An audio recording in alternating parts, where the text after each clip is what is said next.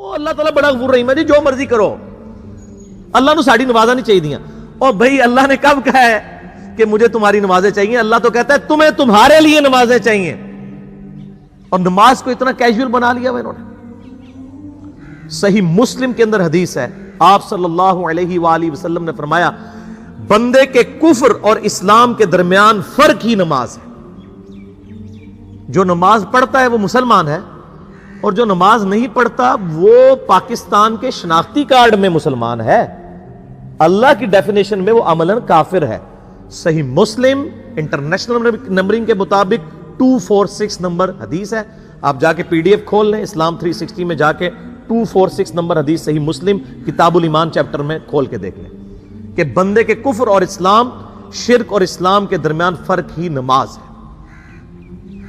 آپ بے شک اپنے آپ کو مسلمان کلیم کرتے رہے، لیکن وہ شناختی کارڈ والا مسلمان ہے، نکاح طلاق والا مسلمان ہے، اس کا جنازہ بھی پڑھ دیا جائے گا، پیدا ہوگا اذان بھی دے دی جائے گی.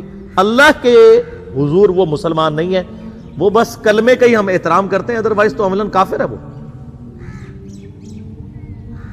اسی طریقے سے جامعہ ترمذی میں حدیث ہے، سنن نسائی کے اندر حدیث ہے، سنن ابن ماجہ کے اندر حدیث ہے کہ آپ صلی اللہ علیہ وآلہ وسلم نے فرمایا جس نے نماز چھوڑ دی گویا اس نے کفر کیا. من ترک الصلاۃ متعمدا فقد کفر. اب اس سے زیادہ اور کیا سخت بات کی جائے کہ کسی کو یقین آئے کہ جس نے جان بوجھ کے نماز چھوڑ دی اس نے کفر کیا. اب جان بوجھ کے یہ نہ سمجھیے گا کہ جی میں بال بچیاں دے وہ کمائی کرتا رہنا تھا منو ٹائم نہیں ملتا.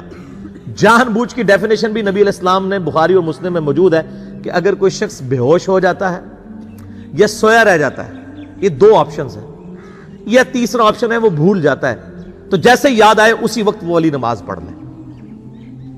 لیکن جو شخص دنیا کو ٹاپ پرائورٹی مانتا ہے، اپنا آفس چھوڑنے کے لیے تیار نہیں، اپنا کلینک چھوڑنے کے لیے تیار نہیں ہے، اور اپنی دکان چھوڑنے کے لیے تیار نہیں ہے نماز کے لیے، تو ظاہر ہے کہ وہ تو اپنے آپ کو دھوکہ دے رہا ہے.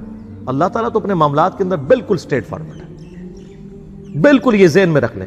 جامعہ ترمذی میں صحیح سند کے ساتھ موجود ہے، عبداللہ بن شفیق تابعی رحمہ اللہ تعالیٰ کہتے ہیں کہ صحابہ کرام علیہم رضوان صرف نماز کے چھوڑنے کو ہی اعمال میں سے کفر سمجھتے تھے. یعنی وہ کسی کو نماز پڑھتا ہوا دیکھتے تھے تو کہتے تھے یہ مسلمان ہے، اور کسی کو نماز پڑھتا ہوا نہیں دیکھتے تھے تو وہ کہتے تھے یہ کافر ہے. یہ جامعہ ترمذی ہے، یہ کوئی سٹوری بک نہیں میں سنا رہا آپ کو.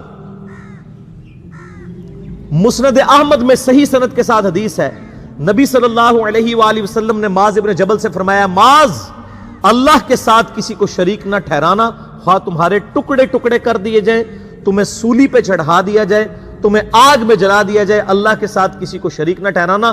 اور معاذ نماز بھی نہ چھوڑنا، کیونکہ جس نے نماز چھوڑ دی اللہ تعالیٰ کے ذمہ کرم سے وہ نکل گیا.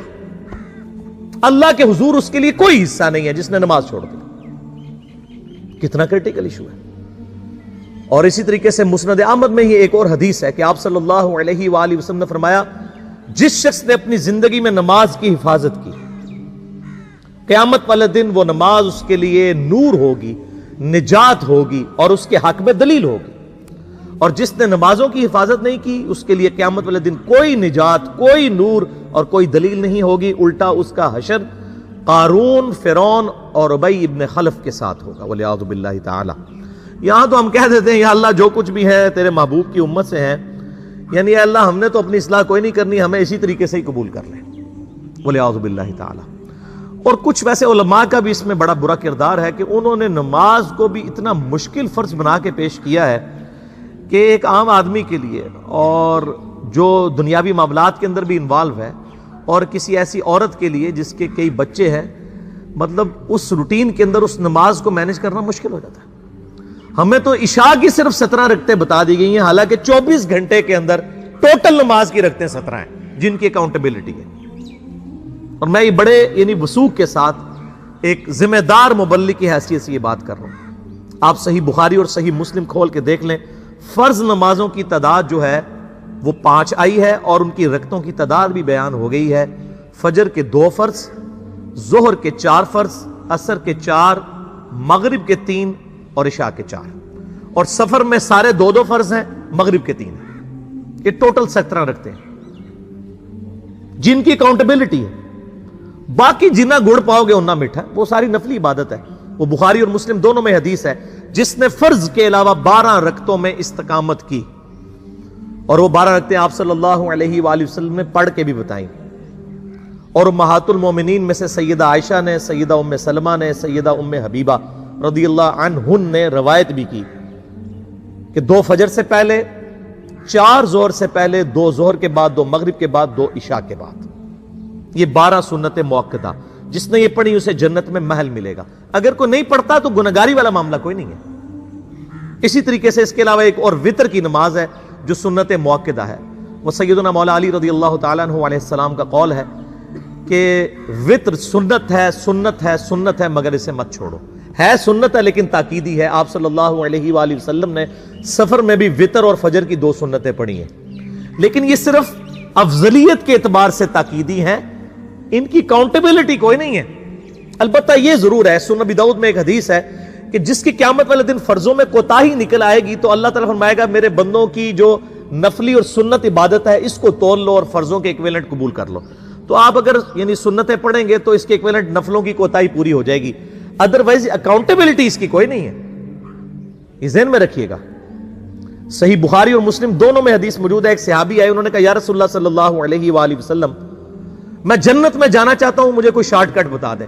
آپ صلی اللہ علیہ وآلہ وسلم نے فرمایا اسلام لانے کے بعد نماز، فرض نماز کو قائم رکھ، پھر فرمایا فرض زکوٰۃ ادا کر، فرض روزے دے، روزے جو ہیں وہ ان کو ادا کر اور روزے رکھ۔ حج اس وقت فرض نہیں ہوا تھا، وہ زندگی میں ایک بار ہے۔ تو اس نے کہا یا رسول اللہ صلی اللہ علیہ وآلہ وسلم جتنا آپ نے مجھے بتایا نہ میں اس میں ایڈ کروں گا نہ اس میں سے کوئی چیز مائنس کروں گا، اور یہ کہہ کے وہ چلا گیا۔ آپ صلی اللہ علیہ وآلہ وسلم نے فرمایا اگر کسی نے کسی جنتی شخص کو دیکھنا ہے تو اس کو دیکھ لو، جو یہ کہہ کے گیا کہ میں فرض نماز سے زیادہ کوئی نماز نہیں پڑھوں گا، صرف فرض روزہ ہی رکھوں گا، فرض زکوٰۃ ہی دوں گا۔ اب روزہ اور زکوٰۃ میں تو ہمارے علماء کو اور عام پبلک کو بھی جو دیندار لوگ ہیں ان کو ہضم ہوتی ہے کہ کوئی شخص یہ نہیں کہتا کہ بھئی پیر اور جمعرات کا روزہ، صحیح مسلم میں حدیث ہے کہ آپ صلی اللہ علیہ وآلہ وسلم کے نفلی روزوں کی یہ روٹین تھی۔ کوئی آپ کو یہ نہیں کہے گا کہ جس نے جمعرات اور پیر کا روزہ نہ رکھا اس کے رمضان کے روزے ہی قبول نہیں ہوں گے، کوئی کہتا ہے؟ کیونکہ ان کو پتہ وہ نفلی ہے۔ اسی طریقے سے زکوٰۃ تو صرف 2.5% ہے نا، باقی تو نفلی صدقات ہیں جتنے مرضی دیں۔ کوئی شخص نہیں کہتا کہ نفلی صدقہ نہ دیا تو آپ کی زکوٰۃ بھی قبول نہیں ہوگی، الٹا یہ کہتے ہیں اور بس جی زکوٰۃ دے لو تو باقی سارا مال پاک ہے۔ لیکن جب فرض نماز کی باری آتی ہے تو اس وقت وہ 12 رکھتے ہیں بھی سنت موقدہ بیچ میں گھسیٹ دیتے ہیں، وہ بھی صرف فضیلت ہے۔ ٹوٹل 17 رکھتے ہیں، 2 فجر کی، 4 ظہر، 4 عصر، 3 مغرب، 4 عشاء۔ یہ میں کو اپنے لیے گراؤنڈ نہیں بنا رہا، میں تو الحمدللہ اس کے علاوہ بھی نفلی عبادت کرتا ہوں، لیکن میں بتا رہا ہوں خدا کے لیے لوگوں کو دین ایسا مشکل نہ پیش کریں کہ جو نبی علیہ السلام نے امت کو وہ دین نہیں دیا ہوا، اپنی مرضی سے انجیکٹ نہ کریں دین، لوگوں کے لیے مشکلات نہ کھڑی کریں، ان کو فرض نماز تک رکھیں۔ پھر انشاءاللہ کئی لوگوں کو میں نے اس نے نماز شروع کروائی، انہوں نے سنت نماز بھی، نوافل بھی شروع کر دی ہیں، لیکن آپ کم از کم وہ ڈیٹم لیول تو اچیو کروائیں لوگوں کا۔ لیکن فرض نماز کی باری آتی ہے کہتے ہیں جی سنتے بھی حصہ ہیں، کہاں سے میرے بھائیوں حصہ ہے؟ وہ 17 رکھتے ہیں، سنتیں پڑھیں گے ثواب ہے، نہیں پڑھتے گناہ کوئی نہیں ہے۔ تو کم از کم فرض تو ادا کریں، اس کے لیے آپ کو ٹوٹل 24 گھنٹے میں میرا خیال ہے 40 منٹ بھی نہیں چاہیے فرض پڑھنے کے لیے۔ تو اس کے اوپر تو استقامت کم از کم ہم اختیار کریں، اور چھوٹی چھوٹی جو نٹی گٹیز ہیں ان کو تو ہم نے اتنا فالو کیا ہوا ہے، اور فرض نماز کے بارے میں ہم اتنے کیجول ہو جاتے ہیں۔ تو یہ فرض نماز کی امپورٹنس اس حوالے سے ضروری تھی، اس لیے میں نے ساتھ ہی بیان کر دی۔